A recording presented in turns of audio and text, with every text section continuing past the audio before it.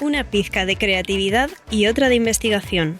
En Caldo de Cultivo hablamos sobre procesos creativos junto a artistas, científicos y otros creadores que hacen cultura a fuego lento.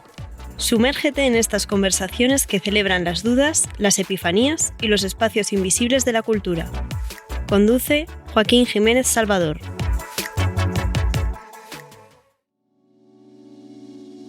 En este episodio de Caldo Cultivo tengo uno de esos invitados que hacen que me guste mi trabajo. ¿Ah? Es como de esos que decís como, ¿y tú a qué te dedicas? No, yo me instalo en el estudio a conversar con gente fascinante. Me confieso, soy un fan, ya se lo había dicho, se lo dije en una reunión por Zoom, imagínense qué poco profesional.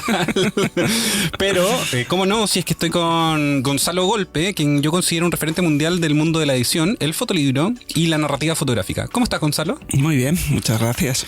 Qué bueno, me alegra de que estés bien. Gonzalo está aquí en el marco de las jornadas de inteligencia artificial, no hay sujeto sin humano, pero para ponerlos en contexto a quienes no lo conozcan, les voy a contar que bueno, es de Madrid, es un artista multidisciplinar, un editor independiente de primera y un docente además de larga trayectoria. Es un miembro activo de Letrup, un colectivo de profesionales de artes gráficas, y ha desarrollado una carrera en torno a la autopublicación, la curaduría y la narrativa fotográfica. Como les comentaba, está en el marco de las jornadas de inteligencia artificial, que es un proyecto que se está haciendo desde AECID y acá en el Centro Cultural del CC de Santiago, y en el que tratamos de analizar correlaciones entre las inteligencias, el mundo de la imagen y también implicancias éticas y filosóficas sobre las mismas, como que en el fondo extraemos las discusiones más allá del bagaje tecnológico que implica este avance, porque siempre se habla de modelos, cuando en realidad quizás deberíamos estar hablando de los discursos, de la construcción de sentido, de las implicancias que existe con las inteligencias artificiales. También de lo técnico, pero eso está dado, ¿ya? Ahora tenemos que ver qué hacemos con esta caja de Pandora que hemos abierto. Antes de empezar, Gonzalo, porque ya di tu presentación Wikipedia, que es básicamente como docente, ¿ya? Quiero que nos cuentes, siguiendo la tradición del caldo de cultivo, quién eres, si eres un robot del futuro o, parafraseando tu manifiesto antitético, eres una notación musical, quizás. Qué bonito. Juguemos y cuéntame cómo te presentarías tú a ti mismo hoy, en este contexto. Mira, lo tengo fácil. Yo en mis clases suelo incorporar una cosa cuando hacemos trabajo con las imágenes, sobre todo el tema de secuenciación, es tratar de desconectar la operativa lógica verbal. Entonces tiro mucho de lo que es la música, ¿no? Les cuento que de alguna manera para liberar los ritmos visuales está bien acudir a la música, ¿no? Música que no tenga letra o bien no conozcan el idioma. Porque si no tiene letra y no conoces el idioma, realmente estás desconectado de la operativa lógico-verbal, ¿no? Entonces pueden fluir asociaciones que son muy interesantes, ¿no? Bailar las imágenes. Pero claro, si conoces la letra, igual te pones a cantar o te quedas pensando en un verso y ahí se rompe la magia, ¿no? Entonces, uno de los ejercicios que suelo hacer al principio es si son capaces de identificarse con una canción o con un sonido o con algo, ¿no? Porque yo creo que, no sé, debía ser como a los 15 años o 14 años, me di cuenta que yo era 2 minutos de música. En concreto, la escuché en una película cuando no tenía edad para ver esa película con mis padres, La muerte y la doncella. Como todas las películas que nos marcan también, quizás. Sí, me marcó. Uno las ve antes de lo que debería verlo, y quizás no. Yo creo que no sabían que estaba ahí. Ah, ya. Porque como estaba como detrás de un sofá, pues me imagino que no sabían que estaba ahí, ¿no? Porque no es una película, evidentemente, como para un chaval, ¿no? Probablemente tendría menos, tendría unos 13 años. Y sí, o sea, son 2 minutos de música, el segundo movimiento de La muerte y la doncella de Schubert, minuto 2:22, 23, y los 2 siguientes minutos es lo que soy o a lo que sueno, claramente. Bueno, ven, claramente Gonzalo es una persona absolutamente integral e interdisciplinar, porque uno pensaría que a priori te iba a hablar o quizás de un papel o de una textura o de una imagen, y nos deleitó con 2 minutos de una presentación fantástica. Me gusta que hayas tomado bien el juego. Y ya ahora en materia, roto el hielo, podemos empezar a hablar de la razón por qué estás acá y que conversemos un poquito del proceso creativo, porque el podcast se trata de eso, básicamente. No es solamente los objetos o las prácticas que creamos, sino que también es cómo llegamos a ella. Entonces, quiero meterme de lleno en el tema. Sobre el tema de las IA, que claramente están modificando el volumen de producción de imágenes. Además están generando imágenes que deberían o debemos ser lo suficientemente suspicaces como para pensar que tienen implicancias éticas, políticas, etcétera. Y me gustaría saber cómo trabajaste estas ideas para poder hacer la curatoría de lo que son las jornadas de inteligencia artificial que estamos haciendo. Bueno, a ver, lo primero, hay un gran paraguas que tiene que ver con la inteligencia artificial y la democracia, que es el proyecto, ¿no?, de alguna manera, del que sacamos la posibilidad de una fuente de financiación, un macroproyecto de AECIT, y no me planteo ningún problema en el sentido de que todo lo que tenga que ver con la inteligencia artificial es algo político. Entonces era bastante fácil, bastante sencillo. Ahí empecé a pensar cuáles eran los temas que me interesaban. Evidentemente la imagen fue el primero, y luego la gobernanza y toda la idea de caja negra, de la toma de decisiones de forma opaca, ¿no? Y esos fueron los 3 ejes. Pero creo que de alguna manera es el de la imagen precisamente el que nos puede ir conectando estos 2 temas y otros muchos temas que surgen, ¿no? Como decía ayer en la presentación. Es decir, si hablamos de derechos humanos, si hablamos de participación ciudadana, de desarrollo en pensamiento crítico, de gobernanza, todo eso de alguna forma está atravesado a través del lenguaje visual y nuestra relación con las imágenes. Entonces, lo que podemos hacer con imágenes determina, sin lugar a dudas, o puede llegar a terminar pues la formación de un pensamiento crítico, por ejemplo, ¿no?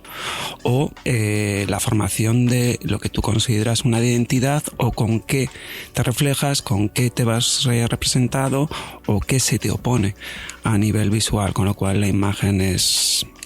Bueno, desde luego es un terreno muchísimo más complejo y más determinante del que parece, ¿no?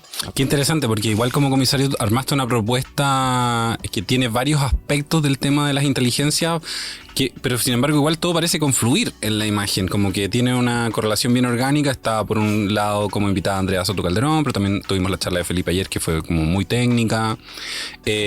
Cuéntame, ¿por qué quisiste como abordar los distintos estadios de lectura de las relaciones entre imágenes, poder e inteligencia artificial?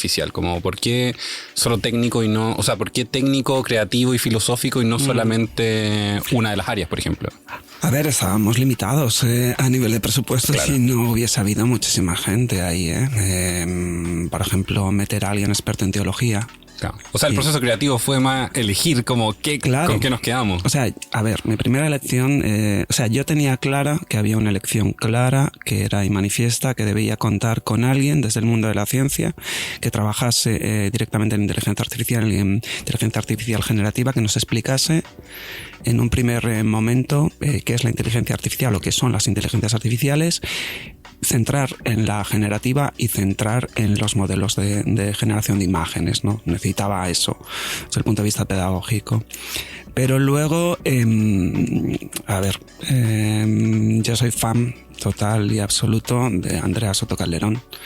Creo que en los últimos años, desde que la leo, ha determinado de alguna manera mi forma de pensamiento hacia lugares políticos de los que yo no era consciente que tuviese esta manifestación política tan clara, ¿no? Y ha sido leerla a ella y a esa generosidad que tiene intelectual cuando lees sus libros, de cómo te va generando un itinerario del pensamiento, una trama, y cómo va referenciando a los autores, las autoras, cómo te enseña o te guía a través de su pensamiento, cómo te dice aquí yo me estoy distanciando, y entonces esa labor a mí me ha ayudado mucho. Entonces la primera persona sin lugar a dudas que salió fundamental fue Andrea. Además por varias razones también, me parece que es una persona que siempre tiene en clave la resistencia.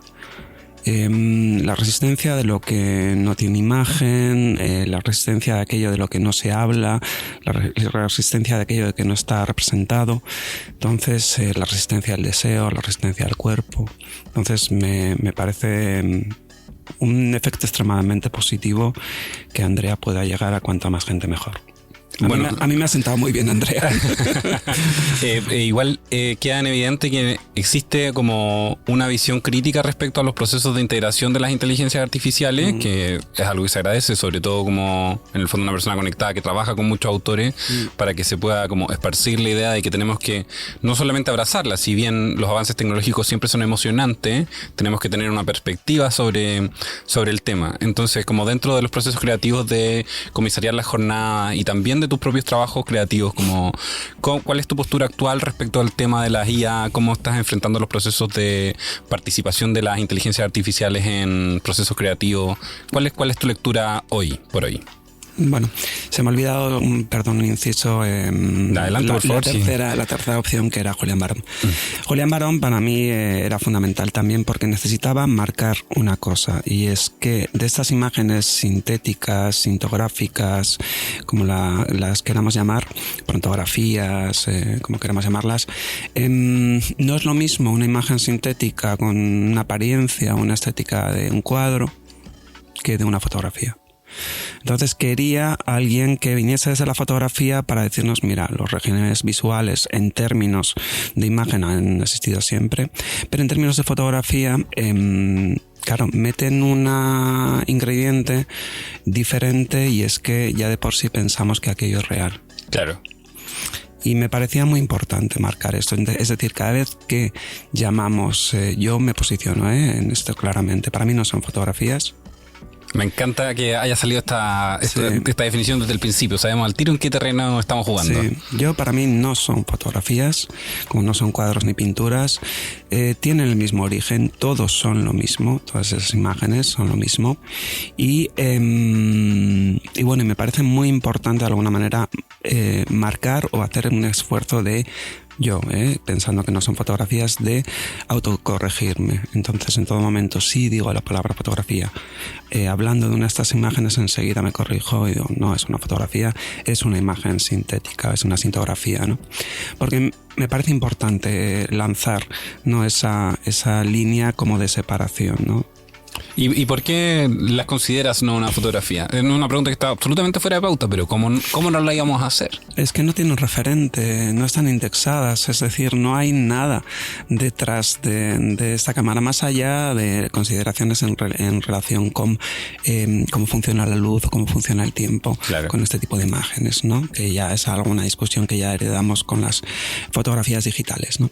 Pero en este caso es simplemente una cuestión de que no hay un referente, no hay una indexación, son una representación de datos que están correlacionados.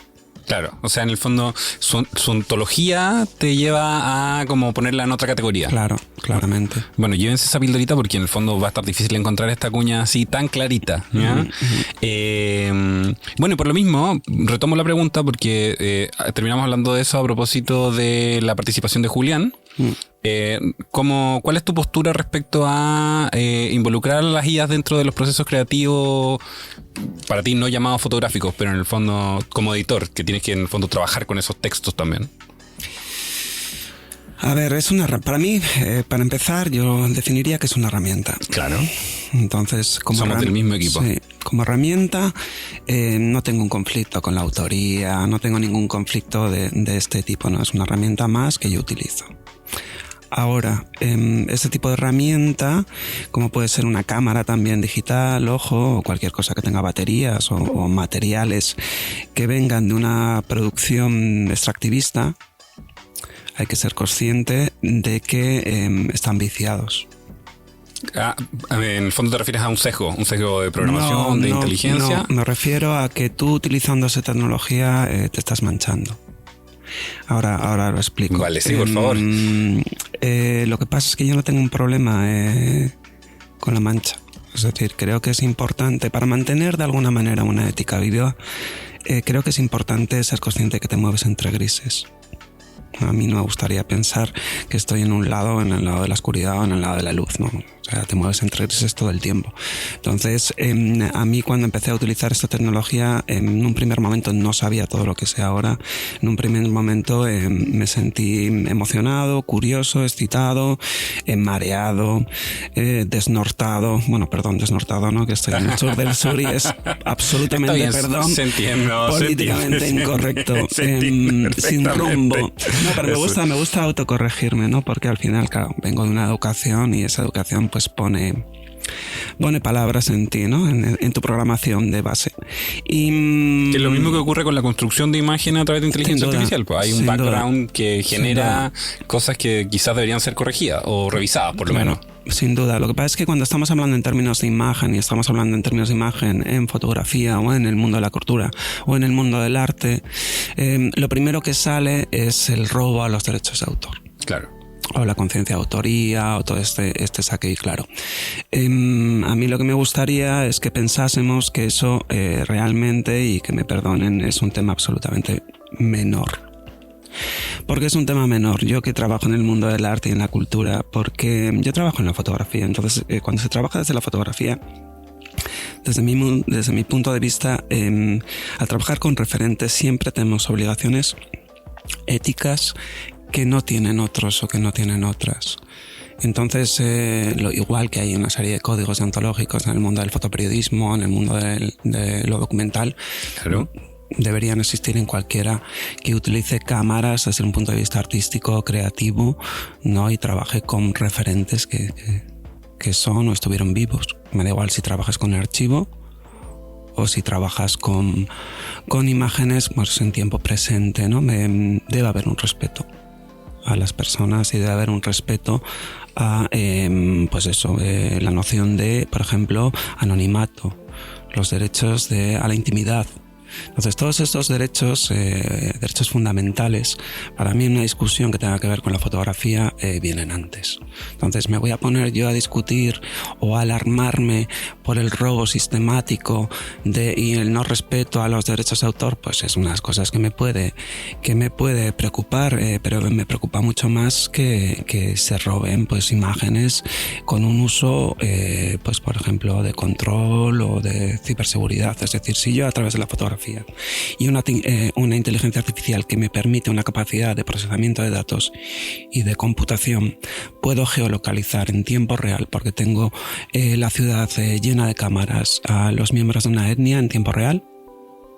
Deberíamos preocuparnos de otras cosas, como claro, antes que los derechos de autor. Eso es a mí lo que me preocupa si hablamos de fotografía. En el fondo, atribuyéndole también a la fotografía y al mundo de la imagen como un poder, como es evidente porque creemos que lo tiene, por eso nos dedicamos al campo, pero en el fondo la discusión principal no debería estar como dices tú, en los derechos de autor, sino que en la potencialidad de uso que tienen esas imágenes, los discursos y las construcciones que están generando como un tejido, ¿o no? En el término de imagen, pero si pensamos que la imagen es algo que nos recorre y es algo que nos condiciona, que nos manipula, bueno, un montón de cosas, yo no solo hablaría en el mundo del arte o de la cultura. Es decir, yo me muevo en el mundo del arte, me muevo en el mundo de la cultura, me muevo en el mundo de la educación, pero mi referente o lo que a mí me mueve son siempre las personas. O sea, no las obras en sí. Las obras tienen que ver con el autor o con la autora. A mí lo que me interesa son, esa forma de relación entre la obra y el autor y la autora y dónde se posiciona. Por ejemplo, antes me definiste como artista multidisciplinar. Yo no soy artista. Nunca he sido artista y cuando lo digo, porque siempre me llaman artista, la gente me mira como si estuviese, no sé, renegando de algo, ¿no? ¿Y por qué no te defines como artista? Porque soy poeta. Ya, o sea, está más vinculado como a un proceso creativo diferente igual.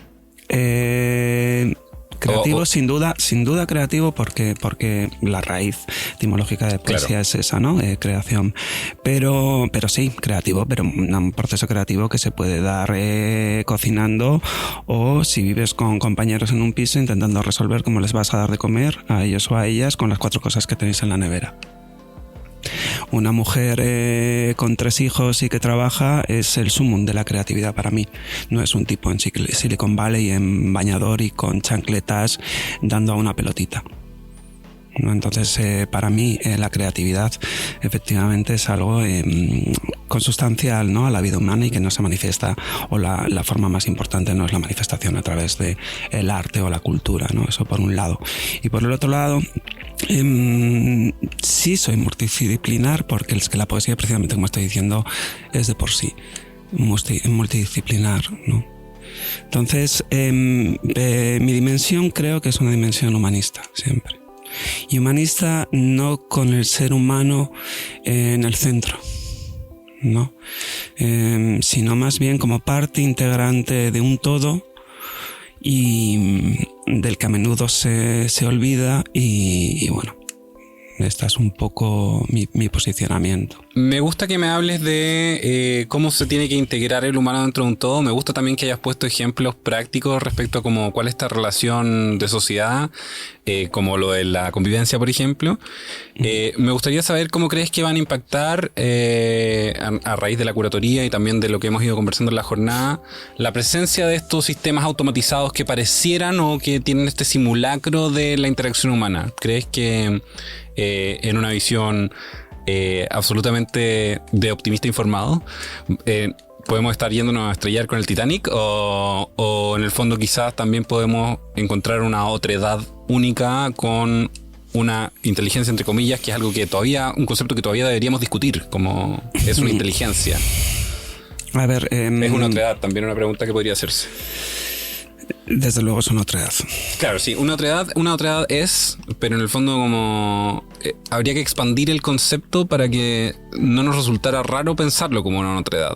Como que para que no sea este alienígena que está ahí atrapado en un computador, ¿cachai? Como el genio de la inteligencia artificial. O sea, el problema con este tipo de tecnología es que se presume que es inteligente, y esa presunción lleva a comparar con la inteligencia humana, que tiene siempre de referente, ¿no? La búsqueda de esa semejanza, o cómo operan, yo que sé, las neuronas y demás, claro, ¿no?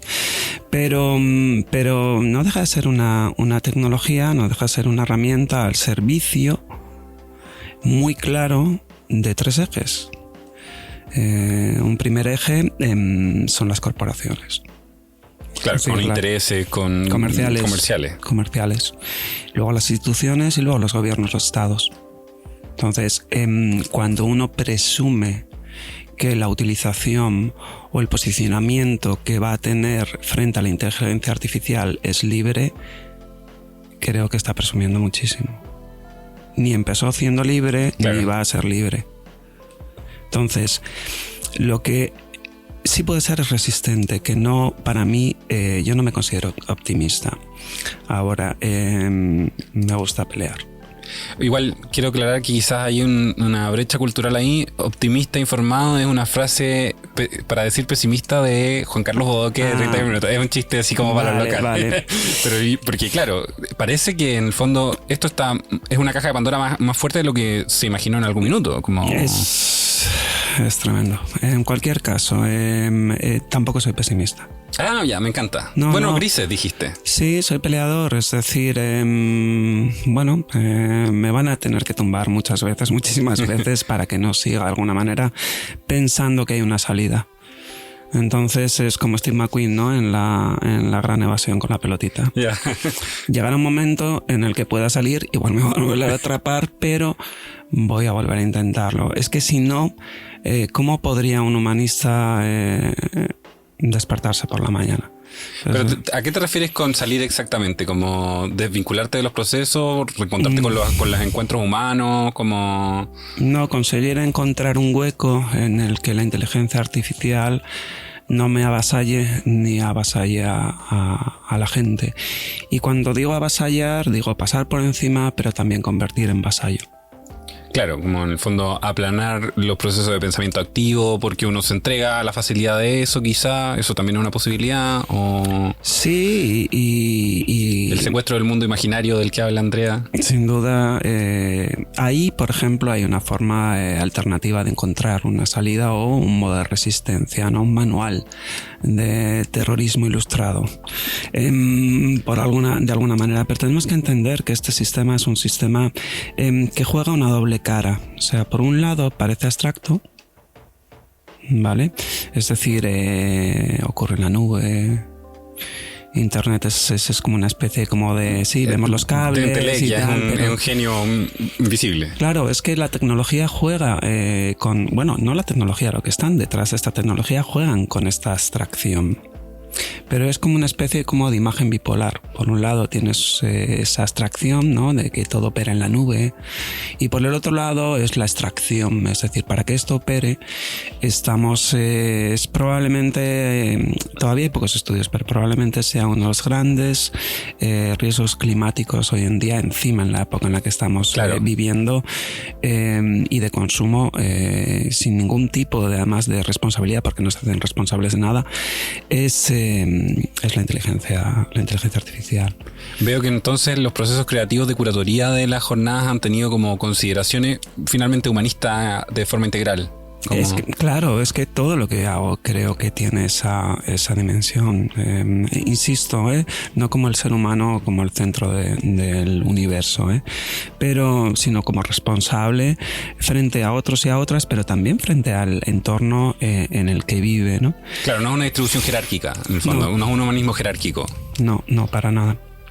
Que de hecho es como organizan las inteligencias artificiales la información, o sea, establecen jerarquías para poder como procesar sus no y su... Sí, quizás eso está interesante. Claro, pero no son las inteligencias artificiales. No, claro, eso es. La herramienta no lo hace claro. Quien decide que ese sea el uso y el sistema de la herramienta. Ese es el problema, que desde el primer momento esas inteligencias, esa tecnología tiene una dirección. Tiene una intención, tiene un uso, tiene un objetivo, y el ser humano, la sociedad, no participa de esas decisiones ni objetivos. No es algo que esté abierto de alguna manera a nuestra discusión, a nuestro entendimiento, a nuestra crítica. Entonces, claro, se está haciendo de espaldas al conocimiento general, ¿no? Claro, lo sumo lo alimentamos con parámetros, pero no... No, claro, somos el combustible, es decir, todo esto funciona por datos. En el caso de la imagen es muy, muy interesante porque si cogemos, por ejemplo, los años 90, claro, hay un proyecto donde vamos a hacer una base de datos, de imágenes, porque el objetivo era claro, el objetivo era desarrollar el reconocimiento de caras, ¿no?, para un tema de seguridad, un tema de control. Entonces, ¿cómo lo hacemos? Como lo haríamos cualquiera. Es decir, vamos a contratar a un fotógrafo o una fotógrafa, establecemos un protocolo y vamos llamando a la gente que la vamos a pagar o le vamos a pedir su consentimiento y les vamos a hacer fotos con una serie de parámetros y unas distancias fijas y tal. Y cuantas más fotos les hagamos a más gente, mejor. Entonces eso surge así en los años 90. Claro, cuando tenemos internet y cuando tenemos o empezamos a tener esta capacidad de gestión a través de computación de datos, de gestión de datos, es impresionante, porque la gente que está detrás de esta tecnología lo que dice es: ¿cómo? Que ahora tengo acceso a datos prácticamente infinitos de un montón de gente que lo sube encantado y además me suben, yo qué sé, pues por ejemplo en un día, en 2019 en Facebook, 300 millones de imágenes en un día. Que además son imágenes que vienen asociadas ya con metadata, con descripciones. Con descripciones. Entonces, ¿qué ve estas compañías? Recursos gratuitos. Entonces, de repente, claro, hay un punto en el que dices, bueno, si yo lo que necesito son datos y cuantos más datos mejor para poder entrenar a estos algoritmos, acaba de encontrar, el dorado, ¿sabes? Y como no me tengo que hacer responsable de ético, de cómo, por qué gestiono estos datos, claro, que ese es el problema realmente. Entonces, esa sustracción, ese robo sistemático, esa falta de respeto total y absoluto no a la propiedad, sino a la intimidad, a la dimensión humana propiamente tal. Claro. Ha sido, desde el primer momento ha sido así. Entonces, antes se daba por hecho el consentimiento. Desde los años 2000 o 2000 y pico, se da por hecho el no consentimiento. Entonces el robo ha sido sistemático. Tengamos en cuenta que en Flickr había del orden de 3.000 millones de imágenes. Bueno, pues esos 3.000 millones de imágenes están en los datasets de entrenamiento de los modelos generadores de imágenes. Alguien ha pedido permiso para sustraer estas imágenes, pero claro, es que no son solo esas imágenes, son las imágenes también de Google. Entonces, es quien no sea consciente de que cuando está subiendo una foto de su hijo o de su hija, esa foto va a ser utilizada para, de alguna manera, educar a estos algoritmos para reconocimiento o utilización de imágenes de bebés para lo que sea, para venderte cosas o hacerte crear cosas o manipularte, pues debería espabilar un poco. Me quedo muy con la sensación de que en el fondo todas las reflexiones y como el proceso creativo de armar esta jornada está mucho más vinculado a una cosa responsable y afectiva que a la implicancia técnica de la tecnología entendida como herramienta. Es decir, como ya se baja eso de un nivel y queda en evidente que, bueno, con tu gran nivel de reflexión, hay que pensar en cómo nos estamos relacionando con estas plataformas, con estas industrias, ni siquiera con estas plataformas, con estas industrias. Cuando el proceso de la inteligencia, los problemas de la inteligencia artificial quizás queden más asociados a nuestras propias inteligencias a la hora de no sintetizar, sino que de leer esas imágenes, cómo las vamos a incorporar si es que las queremos incorporar, pero también a la visión crítica que tengamos a su origen, que insisto, no es la herramienta, parafraseándote, no es la herramienta, sino que es la corporación. ¿Hay algún otro aspecto que te gustaría como mencionar importante respecto al nuevo ecosistema con imágenes sintéticas? Para mí, tenemos que entender de alguna manera que aquí todos los agentes no son iguales. Entonces, imagínate, si estamos hablando o estamos pagando con dinero público un evento de discusión y de debate, donde en la misma mesa sientas a una profesora que lleva 30 años en un colegio rural y a Microsoft, estamos teniendo un problema. Claro, porque no tienen la misma injerencia en qué pueden decir sobre su discurso. Y sobre todo, no sientas a los corderos a comer con los lobos. Punto. Entonces, el que no se dé cuenta de que Microsoft es el lobo, claro, entonces no pueden sentarse en la misma mesa. Microsoft es una empresa que en términos educativos ha de ser auditada. Ha de ser, de alguna manera, vista como un sospechoso habitual. Me gusta esta polémica. Claro. Entonces, que está ya metida. Que va a estar más metida, sí, pero es el sospechoso. Entonces, tratemos como actores que gestionamos un arte, unos dineros que son públicos, de fortalecer y dar espacio de visibilidad y de opinión a la profesora rural que lleva 30 años trabajando, no a Microsoft. En el fondo, de vuelta a un discurso humanista, como sí. Esa profesora es parte de una construcción social que es un tejido más rico incluso que el de las corporaciones, solamente no tiene la hegemonía. Más rico, más desprendido, más orgánico, más natural, más consciente, más integrado. Claro. Entonces, sí, o sea, desde mi punto de vista es combativo. Es que hoy en día creo que este tipo de pensamiento, un pensamiento basado de alguna manera en entre comillas valores, porque los valores no es algo que sí. No, basado en mis valores. Entendemos que no es una escala única en el fondo, sino que, pero sí tenemos que establecer un parámetro analítico sobre el tema. Digamos que mi pensamiento y mi acción es combativa, está basada en mis valores que tienen un tronco común, pero que luego efectivamente y afortunadamente van cambiando, van transmutando, van complejizándose o van volviéndose más sutiles, pero es ahí como me muevo. O sea, eso es lo que realmente me interesa. Ten en cuenta que probablemente yo todo lo que hago, lo más importante de lo que hago y también lo que más me mueve es la educación. O sea, a mí lo que me gusta es dar clases, ¿no? Y claro, o sea, cuando uno da clases, cuando uno gestiona, si es que en realidad, yo siempre lo he dicho, cuando soy profesor o cuando soy editor o comisario, trabajo con una autoridad delegada, para empezar. Y mi trabajo es un ejercicio de responsabilidad, de acuerdo a una masa social que estoy tratando de alguna manera de canalizar unos conocimientos que además no son míos, o unas obras que además no son mías, pero que tienen que llegar a esa masa, ¿no? Que tienen que irrigar esa comunidad.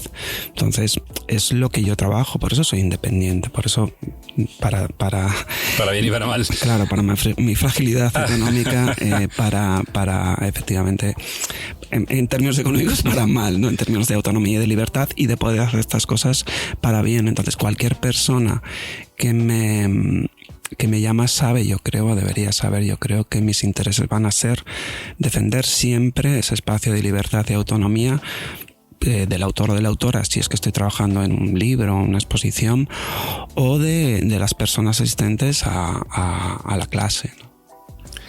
Gonzalo, te agradezco muchísimo esta conversación, esta entrevista. Las jornadas, quería aprovechar de dejarles el dato a todos los oyentes del podcast. Las jornadas van a quedar registradas en el canal de YouTube del Centro Cultural Después. También vamos a hacer un programa especial. No les quiero adelantar mucho sobre eso, pero solamente les voy a decir el nombre clave, que es Mesa de Sonido, donde van a poder acceder a los contenidos de las cosas que hemos estado hablando. Gonzalo, nuevamente muchas gracias por acompañarnos hoy. Ha sido un placer tener una conversación no digital. Efectivamente, más humana y con piel. Muchas gracias.